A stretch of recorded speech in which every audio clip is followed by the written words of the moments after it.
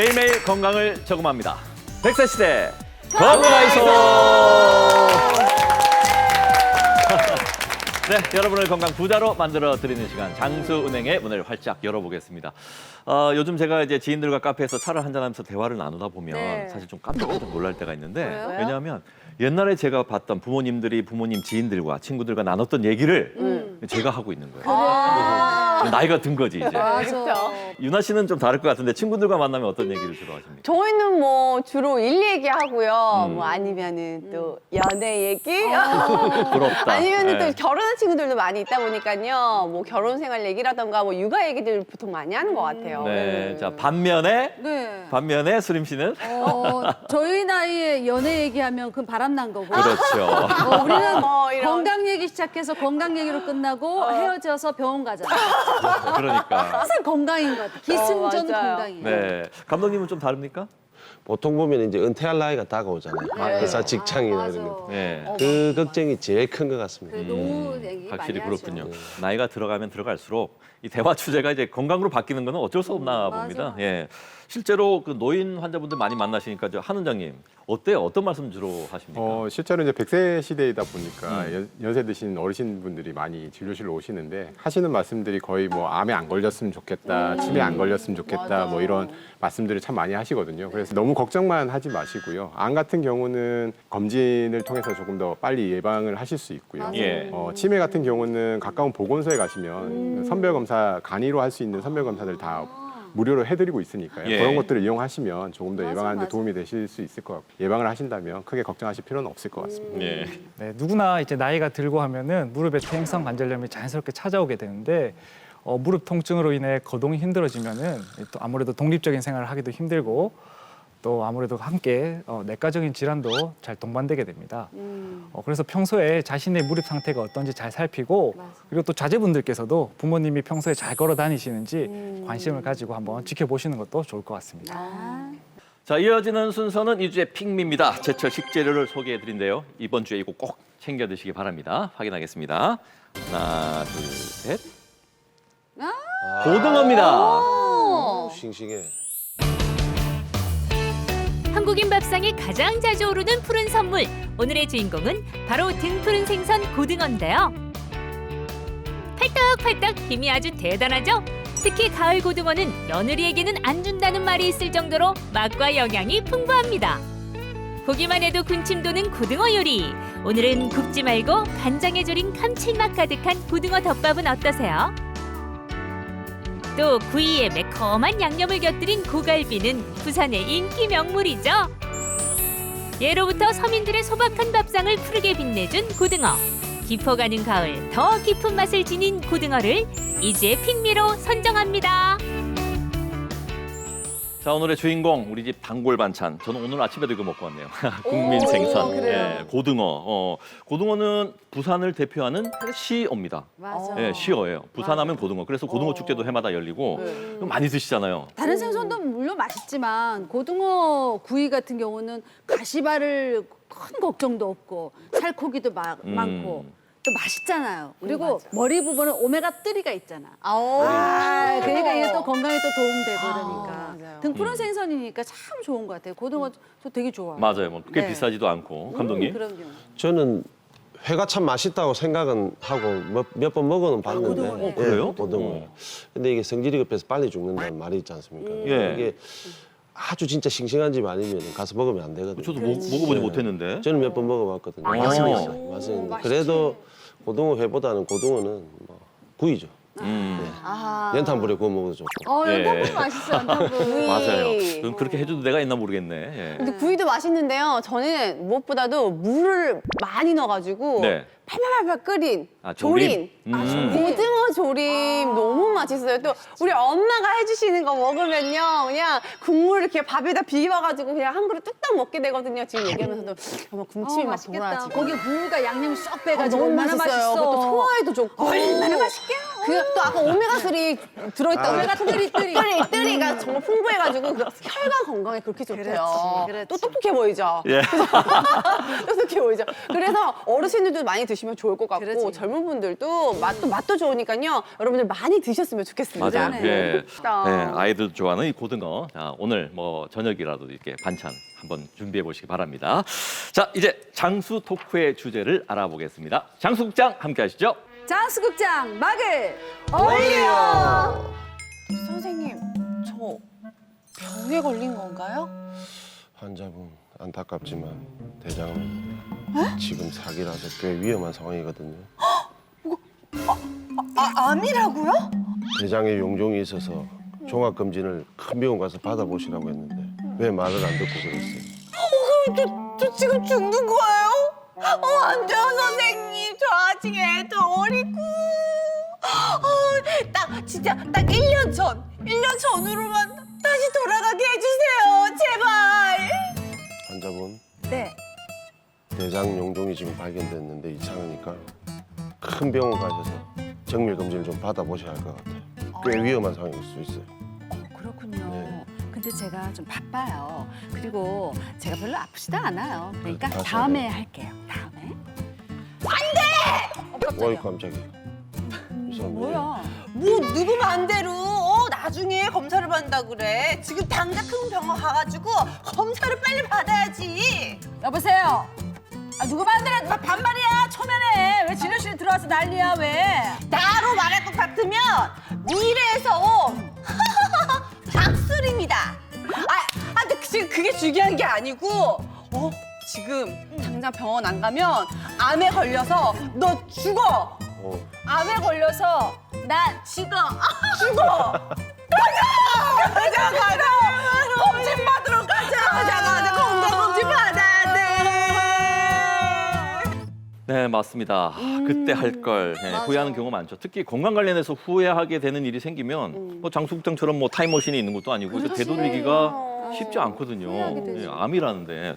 자, 그래서 이제 미리미리 꼭 챙겨서 우리가 검진을 받아야 되는데 네. 올해 혹시나 건강검진 받지 못하신 분들이 계시다면 지금 이 시기에 꼭 받아야 하는 이유가 있다고 합니다. 예. 사실 지금 같은 가을이 검진을 받기 최적의 시기라고 볼 수 있습니다. 왜냐하면 연말의 경우는 또 건강검진 받으려고 사람들이 많이 몰리기 때문에 대기 시간도 아주 길고요. 또 우리 연말 되면은 모임 되게 많잖아요. 그러다 보니 건강검진 하려면 여러 가지 금식을 해야 되는 검사가 많은데 금식하기도 어렵죠. 네. 그리고 국가검진 같은 경우는 일반 검진은 무료이고 암 검진은 자기 부담금 10%만 내면 되기 때문에 올해는 건강검진 꼭 놓치지 마시고 본인의 건강을 꼭 지켰으면 좋겠습니다. 2년에 한 번씩 건강검진이 돌아오지 않습니까? 네. 홀수년에는 홀수년 출생 그리고 짝수년 출생을 받는데 국가검진은 어떻게 주로 어떤 검진을 하는지 궁금해요. 네, 국가건강검진은 일반 건강검진과 국가암검진으로 나뉩니다. 이제 일반 건강검진 같은 경우는 신체, 이제 체혈, 소변, 흉부 엑스레이 검사를 2년에 1회 시행하게 되고요. 예. 국가암검진 같은 경우는 국내 발병률이 높은 위암, 대장암, 자궁경부암, 유방암, 간암, 폐암 등을 이제 검진하게 되는데요. 네. 이제 간암과 폐암 등은 이제 고위험군에서만 진행하고 자궁경부암과 유방암은 여성에서만 검진을 시행하게 됩니다. 근데 올해 꼭 받으세요 하고 안내문이 우편으로 오잖아요. 네네. 왔네 이러면서도 뭐 올해는 내가 뭐 운동도 열심히 했고 식단 조절 잘했으니까 난 건강하니까 뭐 패스. 내 건강 내가 잘 알아. 패스. 이런 사람도 많아요. 이런 분들에게도 건강검진을 꼭 받아야 된다 이렇게 하고 싶은 말씀이 네, 있으시다면. 여러분도 혼내줘야 되죠, 그죠? 네. 첫 번째는 네. 암 때문입니다. 암이 시간이 지날수록 크기도 커지지만 다른 장기로 전이가 되는 경우가 많기 때문에 암 때문에 일단 해보셔야 되고요. 그리고 암 같은 경우는 치료가 한 달만 늦어지더라도 사망률이 10% 이상 증가하는 것으로 돼 있기 때문에 예. 조기 진단이 상당히 중요하기 때문입니다. 그리고 두 번째는 이제 당뇨나 고혈압 같은 저희가 흔히 알고 있는 만성 질환 때문인데요. 네. 만성 질환 같은 경우는 그대로 두실 경우에는 뇌경색이라든지 심근경색과 같은 심각한 합병증을 유발할 수 있기 때문에 빨리 발견해서 조기에 치료하시는 것이 중요하기 때문입니다. 저처럼 이 40, 50대에 이렇게 그 연령대에 맞게 검사를 받아야 되는 것들이 꼭 있더라고 하더라고요. 어떻습니까, 40, 50대는? 네, 그 40, 50대일수록 더욱 체계적인 검진과 관리가 필요합니다. 특히 남성의 경우에서 암 발생률 1위부터 4위에 해당하는 위암, 대장암, 폐암, 간암에 대한 검사를 꼼꼼히 받으셔야 합니다. 대장 내시경 같은 경우에는 5년에 한 번 받는 걸 권해드리지만 네. 용종이 있을 경우에는 1년에서 3년마다 검사를 받도록 하고요. 그리고 또 고혈압이나 당뇨, 그리고 이상지질혈증, 비만이 있으시거나 흡연이나 음주가 잦은 남성분들 네. 경우에서는 심장의 관상동맥의 상태를 잘 볼 수 있는 관상동맥 CT를 촬영해 보시는 것도 좋습니다. 그리고 10년에 한 번씩 CT나 MRI를 통해 머리의 내혈관 상태를 한번 살펴보시는 것도 추천드립니다. 그러면은 40, 50대 여성들이 좀 검사를 받아야 되는 그런 거는 뭐가 있나요? 네, 여성의 경우에는 유방암 검사가 필수입니다. 맞아. 네, 유방암 검사에는 엑스레이 검사와 초음파 검사가 있는데요. 한국 여성의 경우 대부분 치밀 유방이기 때문에 엑스레이 검사만 받으시는 것보다는 초음파 검사까지 같이 두 가지를 받으시는 것을 권유를 드립니다. 네네. 그리고 더불어서 폐경기에는 뼈 건강을 책임지는 에스트로겐이 좀 감소를 합니다. 그래서 골다공증 발병 가능성이 커지기 때문에 골밀도 검사를 꼭 필수로 받아야 합니다. 만약 40, 50대가 아닌 40대에 미리 조기에 폐경이 된 여성분들도 꼭 골밀도 검사는 받아보시기를 추천드립니다. 나이가 들수록 흰머리 늘어나듯 우리 검사 항목도 늘어날 것 같아요. 그렇죠? 종목이 늘어나. 60대부터는 또 어떤 검사들이 있는지. 특히 요즘 폐암 증가율이 상당히 높기 때문에 네. 폐암 같은 경우에 있어서는 흡연을 많이 하셨다거나 아니면 가족력이 있으시다거나 아니면 폐암과 그 연관된 직업력이 있으신 분들은 폐 CT를 통해서 조금 진단을 받아보시는 것이 좋겠습니다. 네. 그리고 혈관 건강을 좀 챙기시는 것이 중요한데요. 60대 이상에서는 동맥 경화도 검사라든지 경동맥 초음파를 통해서 혈관이 막혔는지 얼마만큼 괜찮은지 확인을 해보는 것도 꼭 필수라고 할 수 있을 것 같습니다. 근데 기본 검사만 받아도 되지만 비용을 추가해서 검사하는 그런 것들도 있거든요. 맞습니다. 잘 짜야 돼요. 예. 이왕 돈 추가하는 거 네. 나한테 맞는 걸 해야 될 거 아니에요. 좀 또 좋은 게 있다면 어떤 게 있을까요? 네, 특히 60대 이상에서 한 10만 원 정도 비용으로 가성비를 확 높일 수 있는 검진 항목을 알려드리겠습니다. 네. 전립선 초음파 검사가 있는데요. 그 우리 전립선 환자 암 환자의 43%가 70대인데 네. 그래서 60대 이상 남성이라면 전립선 초음파 검사를 추천합니다. 이 초음파 검사는 전립선 암뿐만 아니라 전립선 비대증도 발견할 수 있고 예. 그리고 또 수면의 질을 확인하는 수면 질 검사와 모발과 혈액으로 영양 상태를 확인하는 영양 검사도 추천드리는데 이는 현재 자신이 얼마나 잘 먹고 잘 자는지 알 수 있기 때문에 생활 습관을 교정하는 데 도움이 됩니다. 그렇구나. 그러면 이렇게 설명을 듣고 보니까요. 이제 그냥 정말 건강검진만 우리가 가서 받으면 될 것 같아요. 큰 문제가 아닐 것 같은데 어떻게 건강검진은 도대체 어디서 어떻게 받아야 되는지 솔직히 잘 모르겠거든요. 국민건강보험공단에서 지정한 검진기관이라고 하면 전국 어디서나 받으실 수가 있습니다. 검진기관은 모바일 앱이나 홈페이지를 통해 쉽게 찾으실 수가 있으며 만약 전년도에 검진을 받지 못했다 한다 하시면은 이제 모바일 앱이라든지 홈페이지 그리고 고객센터로 전화를 해서 추가 등록을 한 이후에 검진이 가능합니다. 그리고 직장 가입자는 반드시 사업장에서 추가 등록 요청을 하셔야 합니다. 정확한 검사를 위해서는 검진 2, 3일 전부터는 술이나 기름진 음식을 피하는 것이 좋습니다. 힘든데 이거. 쉽지 않네. 그리고 전날은 이제 공복을 8시간 정도 유지를 해야 되는데요. 음식뿐만 아니라 담배나 껌, 물 같은 것도 먹지 말아야 합니다. 더불어서 평소에 복용하는 약물이 있다면 될수록 그 복용은 동일하게 해야 되지만 금식할 때 저혈당을 유발할 수 있는 당뇨약이나 아니면 조직 검사에서 출혈을 유발할 수 있는 항혈소판제를 먹고 계신 분이라면 주치의와 미리 상담해서 필요한 기간만큼 복용을 중단해야 합니다. 네. 건강검진 꼭 해야 되는데 왠지 좀 바빠서 하기 싫고 이게 숙제 같잖아요. 맞아요. 네, 큰 숙제. 일 같아요. 예. 근데 올해는 반드시 해야 되는 숙제니까 해야죠. 그래도 좀 땡겨서 합시다. 예. 아, 자, 네. 추워지면 안 되니까 바쁘다 그러니까 또 붐비고 그러니까 이번 주에 예약합시다. 예약하는 걸로. 예, 알겠습니다. 자, 이번에는 100세 건강을 위한 오늘의 투자처 금융나의 100세성으로 만나보시죠.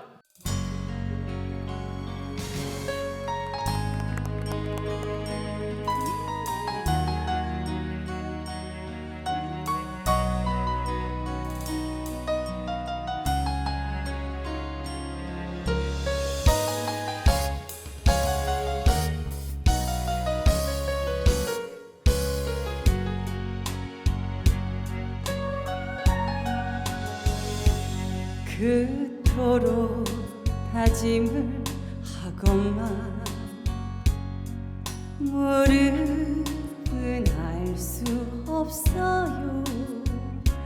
반월상 연골판 파열돼 통증 때문에 울지요. 그대 작은 무릎이 붓고 물이 들어차 고통을 주지 마오 영원히. 무릎 관절을 보호해주는 반월상 열골판. 나이가 드니까 반월상 연골판 손상되지만 수술할 때 관절경으로 최대한 보존한대요. 그대 작은 무릎이 붓고 물이 들어차 고통을 주지 마오 영원히. 무릎 관절을 보호해주는 반월상 연골판. 나이가 드니까 반월상 연골판 손상되지만 수술할 땐 관절경으로 최대한 보존한대요. 그대 작은 무릎이 붓고 물이 들어차 고통을 주지 마오 영원히. 무릎 관절을 보호해주는 반월상 연골판.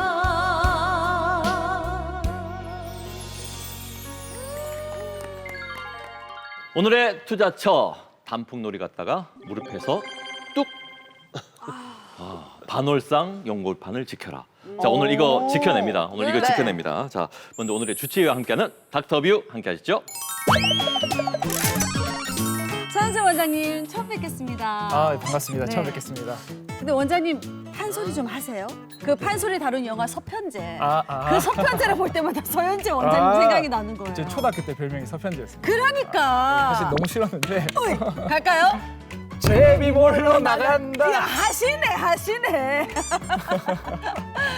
근데 우리 서현정 원장님과 함께하고 있는 네. 이곳이 건강원이라고 하잖아요. 이제 네, 금탕집이라고 하는데 맞습니다. 여기에 왜 오자고 하셨죠? 사실 네. 이곳이 저희 어머니가 네네. 오랫동안 제 어렸을 때부터 이제 운영을 하시던 이제 가게인데 사실 저희 집이랑 가게랑 이렇게 붙어 있었어요.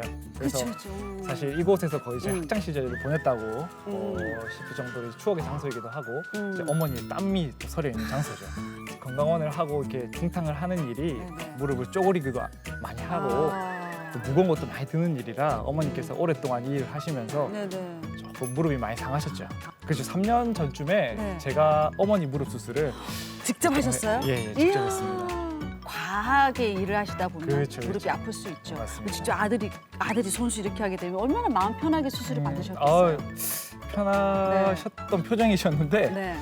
모르겠어요. 실제로 마음속은 또 그렇게. 그리고 돈도 안 받잖아요. 아들한테. 그렇죠. 그렇지, 얼마나 그게 큰 거거든요. 맞습니다. 그럼 어렸을 때부터 엄마의 무릎을 내가 수술해줘야겠다. 그래 그런 의사가 돼야겠다. 이런 생각을 가지고 열심히 공부하시고 의사가 되셨나요? 항상 이제 긴 가운을 휘날리면서 응급실에 딱 내려와서 멋지죠. 이제 막 어깨 빠지거나 네. 고관절 탈구가 있는 환자들 착착 끼워 맞춰주고 그리고 뼈가 부러진 환자들도 네네. 기부스 눈 하나 깜짝 안 오. 하고 기부스 착착 해주는 그런 액티브한 모습이 조금 매력적이었던 것 같고 정형외과만 유독 바빠. 뛰어다니는 거예요. 그리고 슬리퍼 신고 끌고 맞아요, 다니시면서 맞아요. 그렇죠? 지금 생각하면은 굳이 그렇게 뛰어다닐 필요는 없었던 것 같은데 근데 직접 되고 나니까 내가 바라던 그 의사가 됐어 이런 생각이 드나요? 아니면 어떤 생각이 들어요? 제가 처음 의사가 되고 네. 그 대학병원에서 흉부외과 인턴을 하던 시절에 네. 이제 그때 당시 인턴의 주 업무가 소독하는 일이라서 할머니 병실에 가서 소독도 해드리고 그리고 말동무도 해드리고 네네네. 즐겁게 해드리고 이렇게 했었는데요. 네. 어떤 한 분이 찾아와서 네. 저한테 갑자기 선물이랑 편지를 주시는 거예요. 아, 네. 그래서 누군가 봤더니 알고 보니 그 할머니 따님. 따님이셨는데, 네, 할머니. 따님이셨는데, 네. 지금 할머니가 이제 며칠 전에 돌아가셨는데, 예, 그때 이제 병상에 계시면서 하시던 말씀이, 그때 이제 대학병원에 있을 때 상처를 소독해주던 그 젊은 의사가 참 너무 고마웠고, 네. 당시에 몸은 좀 힘들었지만 마음은 너무 편했다 하시면서 그 이야기 자주 하셨다는 거예요. 네. 그래서 그 따님께서 한번 꼭 찾아뵈야 할 것 같아서 아. 이제 편지를 들고 오셨는데 그때 당시에 그 편지를 보고 조금 많이 마음이 먹먹했던 기억이 있습니다. 그러니까 많은 환자분들에게 길이길이 마음에 남을 수 있는 그런 우리 서현재 원장님이 되시리라 믿습니다. 감사합니다. 네, 마지막으로 가시는 길에 소리 예. 한번. 어이, 재미 몰러 나간다. 환자 몰로 나간다 해야죠, 진짜. 환자 몰러 나간다. 어이, 서현재 원장님이었습니다. 자, 그럼 오늘의 주치 서현재 원장님을 모십니다. 어서 나오십시오.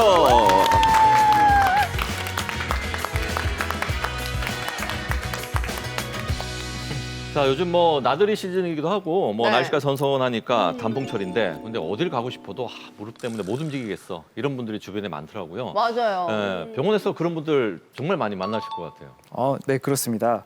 무릎 관절 통증은 정외과 내에서도 가장 빈도가 높은 관절 통증입니다. 특히 요즘처럼 야외 활동하기 좋은 계절에는 더욱 무릎 통증을 호소하시는 분들이 많은데요.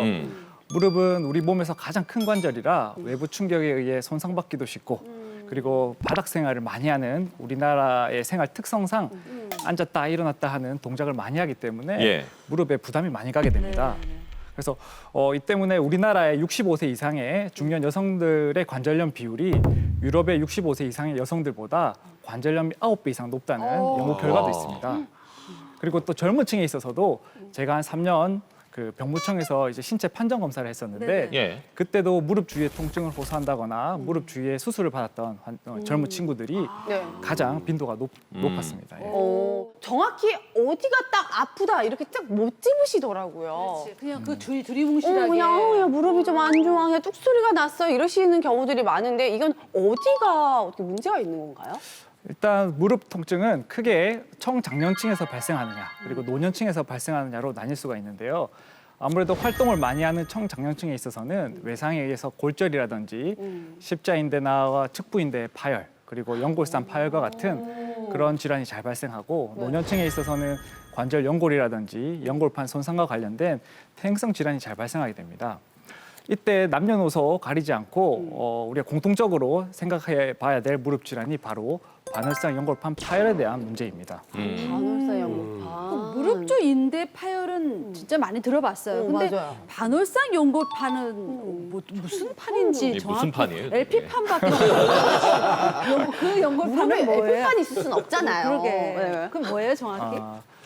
반월상 연골판은 이제 허벅지 쪽에 이제 대퇴골과 종아리뼈의 경골이 만나서 무릎 관절을 이루게 되는데 그 사이에 있는 그 사이에서 쿠션 역할을 하게 되는 약간 말랑말랑한 젤리 같은 그런 구조물이 있는데 이를 반월상 연골판이라고 합니다. 우리 흔히 그 도관이라고 하죠. 도관이라고 많이 부르는데 도가니. 네. 그래서 반월상 연골판은 내측하고 외측이 두 부위로 크게 나뉘어지는데 내측은 외측보다 조금 더 직경이 큰 C자 모양으로 되어 있거든요. 그리고 이게 약간 탄력성이 있기 때문에 우리 몸에서 내려오는 이런 충격을 이제 흡수시켜주고 이제 체중도 분산시켜주는 역할을 하게 되고요. 또 이제 우리 관절을 매끈매끈하게 움직일 수 있게 하는 윤활 역할도 하고 그리고 주변의 인대와 함께 무릎의 안정성에도 기여하는 역할을 하게 됩니다. 예. 반월상 연골판, 우리가 흔히 얘기하는 연골 관절, 이거하고는 전혀 다른 겁니까? 관절 연골하고요? 예. 그 관절 연골이라고 하는 것은 뼈와 뼈가 맞닿는 이런 관절에서 관절이 매끈매끈하게 움직일 수 있도록 뼈 끝 부위에 연골로 코팅이 되어 있는 이런 부분을 이제 관절 연골이라고 하는데요. 네. 이는 반월상 연골판과는 엄연히 다른 구조물입니다. 그래서 우리 환자분들이 외래에서 종종 관절 연골이 네네. 파열되었는데 이걸 수술을 해야 하나요 하고 이렇게 찾아오서 질문을 많이 하시는데 이때 말씀하시는 이제 연골은 관절 연골이 아니라 실질적으로 반월상 연골판이 파열돼서 이제 수술을 해야 되는 경우가 있습니다. 그래서 예.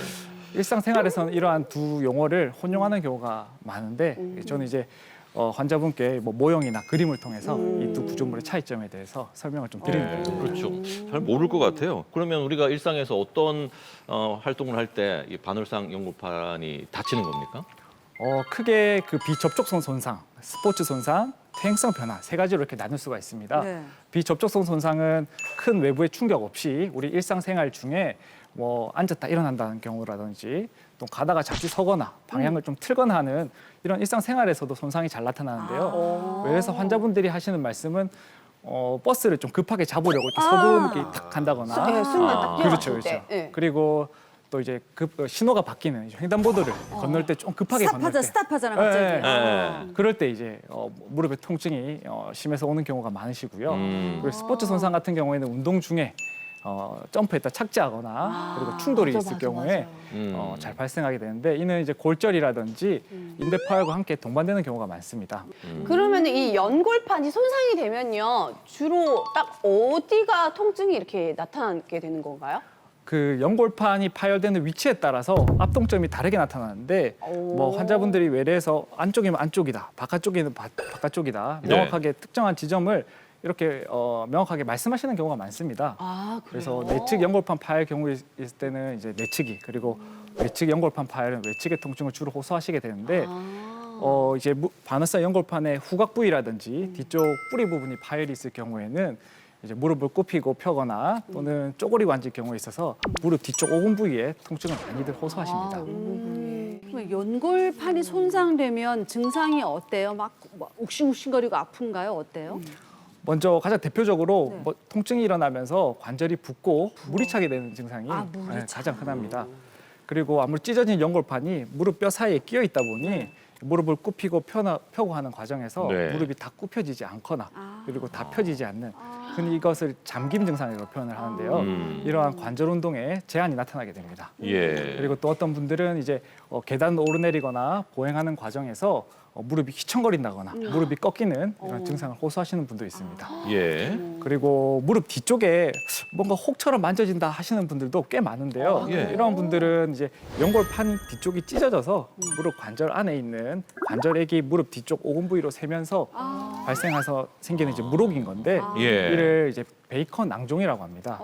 이러한 베이컨 낭종도 연골판 파열의 증상이 되게 되죠.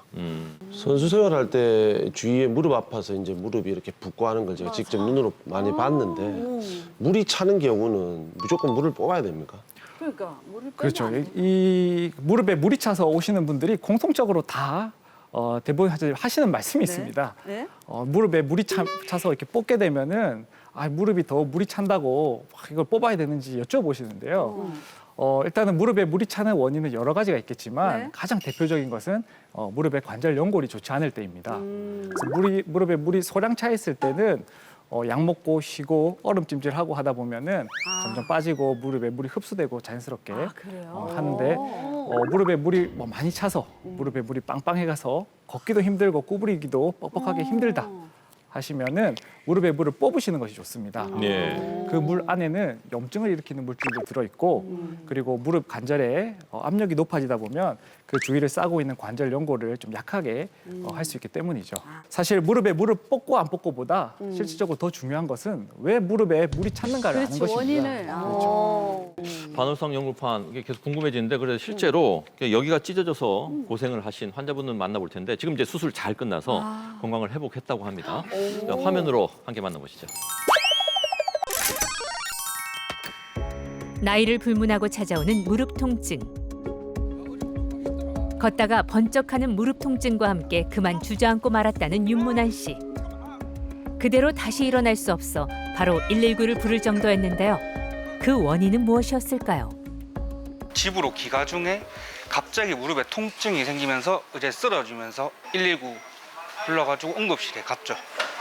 갔는데 거기서는 이제 진통 주사만 놔주고 이제 다음날 큰 병원에 가보시라 하셔가지고 원래 통풍이 있긴 있었는데 처음에 의사 선생님도 이제 갑작스럽게 하다 보니까 처음으로 통풍을 의심하셨고 통증이 계속 있어가지고 이제 정밀 검사를 받아보자 해서 MRI를 찍었는데 무릎 연골 파열이 돼가지고 이제 수술을 결심하게 됐습니다.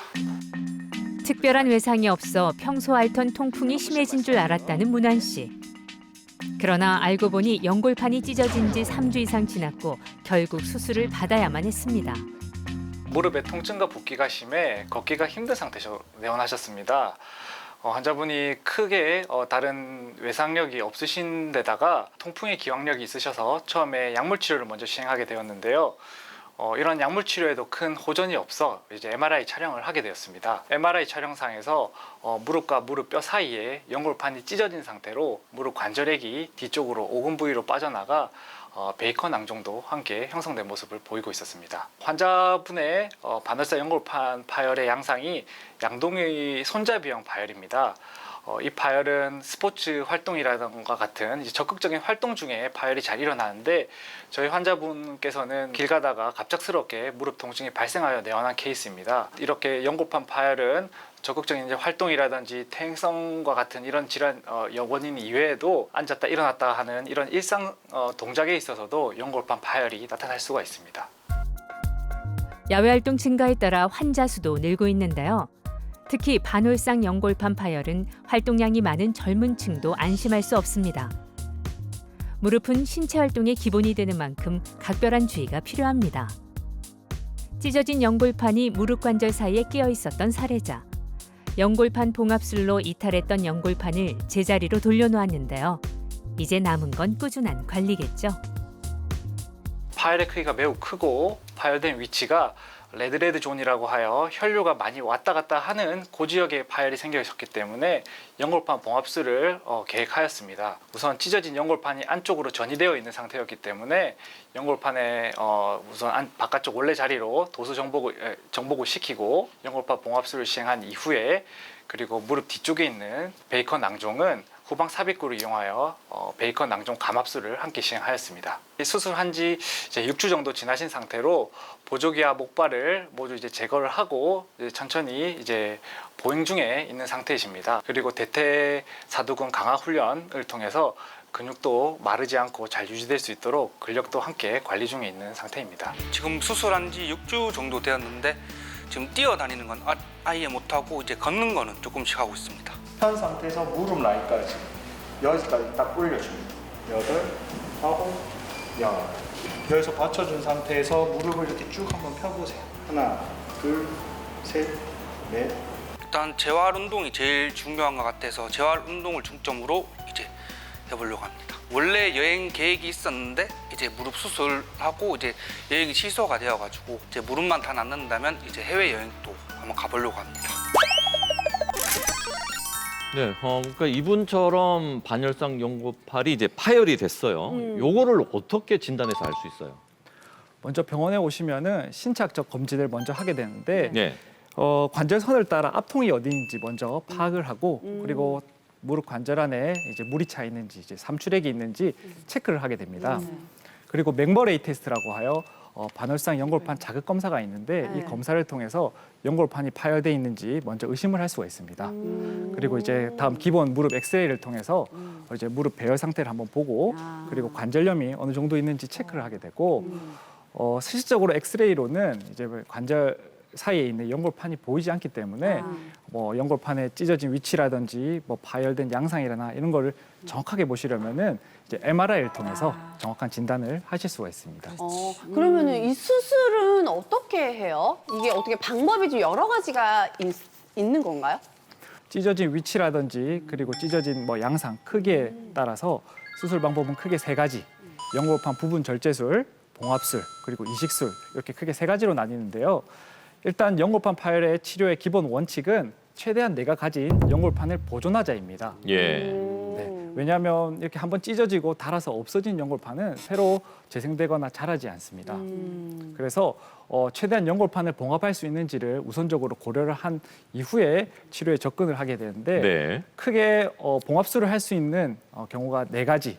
이제 첫 번째는 연골 파열된 위치가 혈류가 많이 오가는 이제 레드레드 존이라고 저희가 이렇게 말을 하는데 무릎 가쪽에 한 3분의 1 지점 위치에 파열이 있다 하면은 그 부위는 이제 봉합술을 우선적으로 고려할 수 있게 되고 두 번째는 환자의 나이가 젊을 경우 세 번째는 파열된 이후로 경과한 기간이 짧을 경우, 그리고 네 번째는 퇴행성 파열보다는 외상성 파열일 때 환자분의 봉합술을 우선적으로 고려를 할 수 있게 됩니다.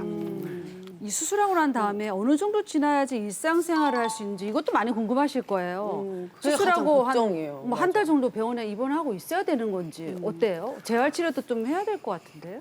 그 연골판 부분 절제술을 했는지 그리고 봉합술을 했는지에 따라서 이런 재활의 기간이라든지 이런 방법이 달라지게 되는데요. 연골판 부분 절제술을 했을 경우에는 통증이 크게 심하지 않다 하면은 수술 다음 날부터 바로 보행도 가능하고 무릎 관절 운동을 시행하게 됩니다.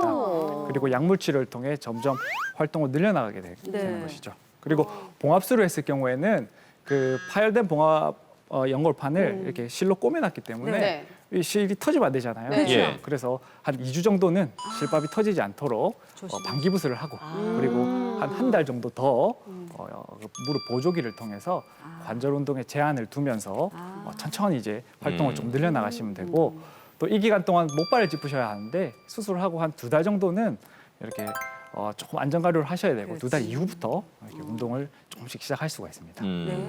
반월상 연골판이 찢어지면요 무조건 수술을 해야 한다 뭐 이렇게 진단을 하는 건지 아니면 우리 사람이 자연 치유 능력이 있지 않습니까, 그죠? 그냥 놔둬도 좀 무리하게 움직이지 않으면 자연 치유도 되지 않겠나 좀 생각이 드는데. 영 감독님은 가능하겠죠. 우리는 수술해야 돼요. 찢어진다고 무조건 수술을 해야 하는 경우는 아닙니다.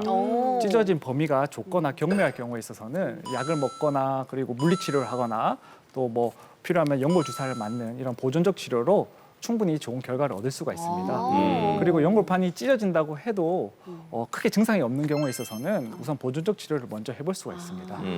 그리고 또 이와 반대로 퇴행성 관절염이 너무 심해서 연골판이 찢어진 크기도 너무 크고 해지고 하는 그런 복합 파열의 경우에 있어서는 오히려 관절경을 이용해서 연골판 수술을 하는 게 크게 의미가 없는 경우가 있기 때문에 이러한 분들은 보존적 치료를 먼저 하신 이후에 나중에 추후에 인공관절을 하셔야 합니다. 방금 뭐 말씀하신 대로 그러면 이제 뭐 조금 찢어져서 그런지 모르겠지만 증상이 경미해요. 그래서 뭐 조금만 아프니까 뭐 불편해도 뭐 괜찮겠지 하고 그냥 내버려 두면 그게 문제야. 더 안 좋아지는 거겠죠? 네, 그렇습니다.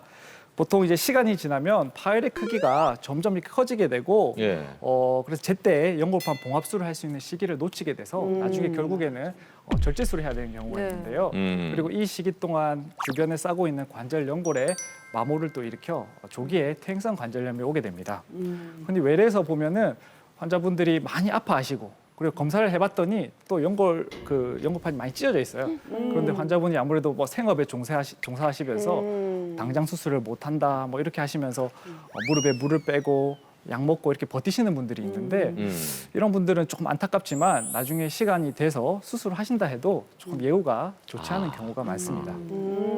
그럼 간혹 가다가 보면은 이 어르신분들께서 앉았다 일어나는 거를 되게 불편해하시는 분들이 상당히 많이 계시더라고요. 네. 뭐 앉았다가 딱 일어나는 순간 뭔가 뚜둑 소리가 나면서 통증이 막 있어 하시더라고요. 이거는 어디에 문제가 있는 건가요? 일반적으로 무릎에서 그 소리가 나는 이유는 우리 모든 몸의 관절이 그 관절낭이라고 하는 이제 캡슐로 둘러싸여 있고 그 안에는 어느 정도의 관절액이 들어차 있습니다. 이제 우리가 무릎을 움직이거나 이렇게 하다 보면 특정한 각도나 특정한 동작에서 이제 내부 압력의 변화에 의해서 기포가 발생하게 되는데요. 이런 기포가 발생하고 터지는 과정에서 우리가 뚝뚝거리는 소리 있죠. 그런 소리가 잘 나타나게 되는 거죠. 그리고 이러한 소리가 나면서 뭐 통증이 동반되거나 뭐 붓기가 동반되지 않는다 하면은 사실 크게 문제가 없습니다. 하지만 이러한 앞서 말씀드린 통증이나 이런 붓기나 이런 이러한 증상이 함께 나타나면서 소리가 난다 이러시면은 연골판 파열이라든지 또는 이제 무릎의 추벽 증후군 그리고 퇴행성 관절염과 같은 구조적인 문제가 있을 수 있으니 이는 병원에서 진료를 보셔야 합니다. 살고자 하는 사람은 걸으라 이러잖아요. 그래서 무조건 걸어야 돼 하시면서 엄청 많이들 걸으시거든요. 온천촌도 많이들 걸어다니세요. 맞습니다. 저희 부모님도 그렇고. 근데 무릎 통증이 있어. 근데도 걸어야 된다면서 막 아파하면서도 걸으시는 분들 그거 괜찮은 거예요? 어때요? 본인의 무릎 관절 상태라든지 근육 상태에 맞게끔 1시간이면 1시간, 2시간이면 2시간 운동을 하시되 운동을 하는 중이라든지 또는 하시고 나셔서 통증이 있다 이렇게 하면은 운동의 강도라든지 시간을 줄이시는 것이 좋습니다. 그 보통 유산소 운동을 많이 하지 않습니까? 그렇지. 많이 걷고 그죠? 자전거도 많이 돌리고 하는데 물론 무릎에 좋겠지만 결국 무릎 주위에 근력이 있어야지 그것도 괜찮을 것 같은데 근력 운동. 우리는 워낙 이제 운동 선수로서 이 고강도 운동을 하는데 네. 일반적인 분들 지금 텔레비 보시는 분들 좀 쉽게 할 수 있는 무릎 근력 운동들 좀 그 앞서 말씀드린 걷기 운동은 우리 전반적인 신체 건강에는 굉장히 좋은 운동이지만 네. 실제적으로 우리가 이제 무릎을 튼튼하고 건강하게 쓰려면은 무릎 주위에 근력 운동을 하셔야 합니다. 무릎 그 대퇴부 그렇죠. 무릎 대퇴부 앞쪽으로 네, 대퇴사두근 강화 운동이라든지 무릎 뒤쪽에 햄스트링 근력 운동을 이제 하셔야 되는데 우리 흔히 운동시설이나 헬스장 가보게 되면은 네. 앉아서 무릎을 밀거나 맞아요. 발목에 걸고 이렇게 방금 드시는 네. 이런 운동을 하시는 게 무릎 근력에 굉장히 좋고 그리고 또 실내 자전거도 좋습니다. 그러니까 이렇게 실내 체중이 가해지지 않는 선에서 네. 하게 되는 운동을 좀 하셔야 하는데 이제 실내 자전거도 안장을 조금 높이셔서 네. 좀 무릎 관절이 많이 안 구부려지는 선에서 하시고 그리고 맨몸 스쿼트를 하시는 분들도 네. 무릎이 90도 이상 구부러지지 않는 선에서 좀 해주시는 것이 좋습니다. 예. 그리고 우리 스포츠 활동도 이제 이 무릎이 휙 돌아가는 이제 피벗 운동이라고 하는데 네. 축구나 농구 그리고 배드민턴, 탁구나 같은 이런 운동은 이제 관절 연골의 손상이라든지 인대에 손상을 입힐 수 있는 경우가 많아 무릎 관절만 놓고 보면은 그런 운동을 피하시는 것이 좋습니다. 알겠습니다. 자, 운동은 이제 그런 것들을 하면 좋고 그럼 일상에서 그냥 습관적으로 우리가 이런 동작은 좀 안 좋다라든지 무릎 건강을 위해서 우리가 지켜야 될 것들 뭐 이렇게 있을까요? 먼저 체중 조절을 하시는 것이 중요합니다. 그렇죠. 항상 나오는 쉽지 않은 중요하죠. 문제인데 예. 예. 333 법칙을 기억하십시오. 그 양치인데 양치질 그렇죠. 아니에요. 333 법칙이요? 3개월 동안 네. 3kg를 빼고 예. 그 몸무게를 3개월간 유지해 보십시오. 3개월 유지하는 거. 333 네. 법칙. 우리가 계단을 오르내릴 때 무릎에 가해지는 하중이 체중의 5배가 하중이 가해진다고 합니다. 그래서 3kg를 빼게 되면은 15kg의 그런 부담이 무릎에 덜게 되는 것인데요. 그래요? 네. 그래서 또 체중을 10% 정도 줄이게 되면은 그 무릎의 관절염 비율이 한 50% 정도 위험성이 감소된다는 연구 결과도 있습니다. 그리고 다음으로 우리가 무릎에 부담이 많이 되지 않는 생활 자세가 중요한데요. 뭐 쪼그리고 앉는다거나 그리고 무릎 꿇고 앉는 자세. 그리고 우리 절에 가서 막 절을 하는 경우가 많잖아요. 네네. 그런 자세라든지 양반다리를 하는 자세는 무릎 관절의 압력을 많이 높이기 때문에 그런 자세는 굉장히 좋지 않습니다. 그리고 어디 집에서 생활을 하실 때도 뭐 의자나 소파에 앉는 생활 습관을 좀 그렇죠. 가지시고 어디 식당을 가시더라도 식탁. 그렇죠. 바닥에 앉는 좌식보다는 예. 어디 의자에 앉는 곳으로 가시는 걸 좀 추천드립니다. 맞아. 그리고 마지막으로 제가 드리고 싶은 말씀은 아무리 좋은 인공관절이라도 제 무릎만큼은 못합니다. 그래서 최대한 내 무릎을 튼튼하게 잘 관리하셔서 내 무릎으로 100세 시대 인생 행복하게 지내시길 바라겠습니다. 좋아요. 네, 알겠습니다. 네, 지금까지 그럼 낡은 무릎 관절을 쇠관절로 고쳐드리는 서현재 원장님과 함께했습니다. 고맙습니다. 자, 계속해서 백장수와 함께하는 거북한 수다 시간입니다. 백장 덕분에 요즘에 건강 상식이 많이 늘었다고 얘기해 주신 분들이 많이 계시더라고요. 자, 오늘은 또 어떤 내용인지 궁금한데 시청자 사연으로 출발합니다.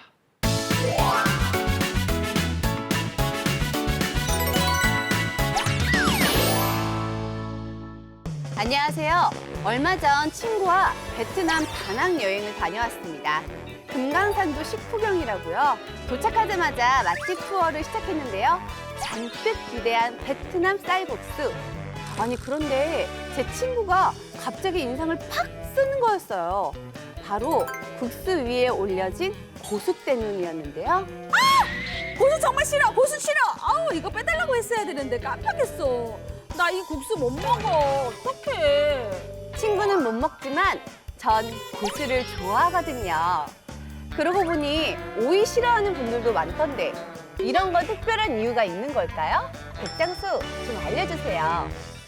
짜장면 나오면 서둘러 오이를 골라내거나 이 외국 갈 때 고수는 빼주세요를 외워가는 사람들이 많아요.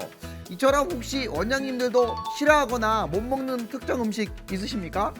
오이나 고수 둘 다 좋아합니다. 둘 다 좋아하고 특정 어떤 향 때문에 음식을 싫어하진 않는데요.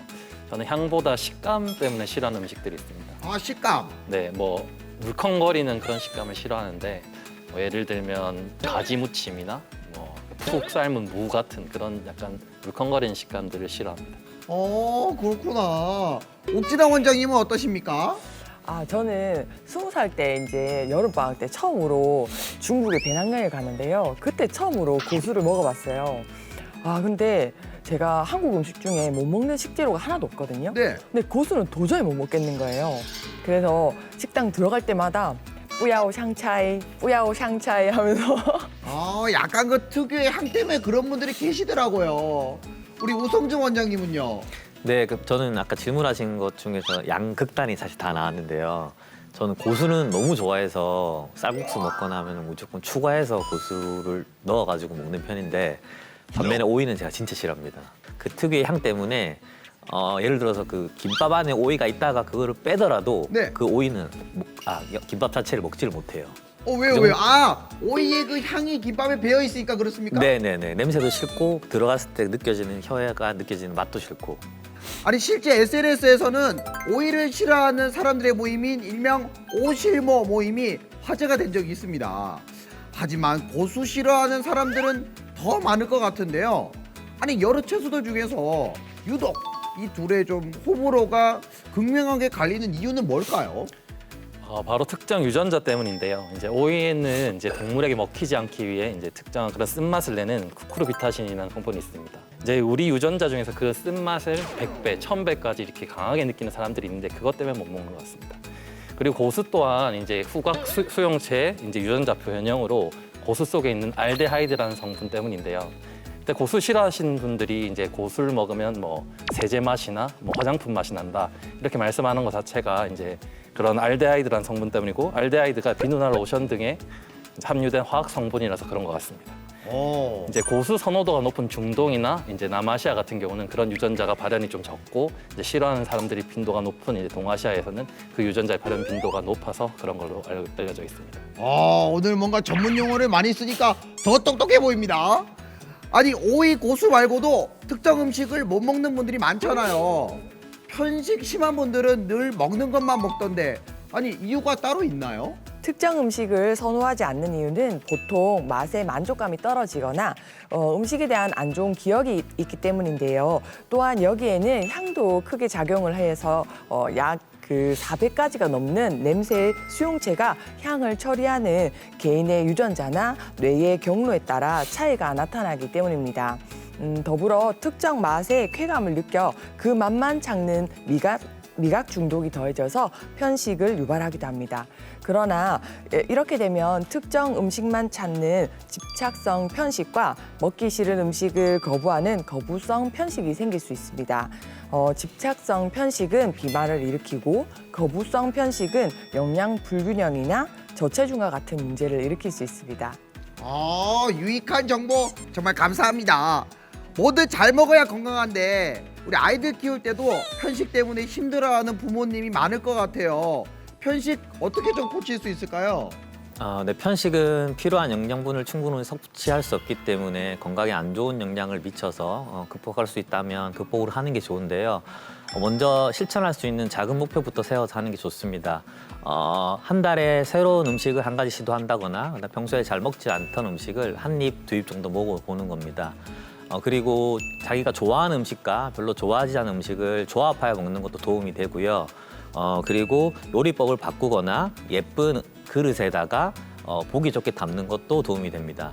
하지만 가장 중요한 것은 포기하지 않고 꾸준히 시도해 나가는 것입니다. 아니 세상에 맛있는 게 진짜 얼마나 많은데요. 조금 용기 내서 안 먹어본 음식에도 도전 한번 해보시길 바라겠습니다. 여러분 거북한 수다 다음 주에 또 만나요.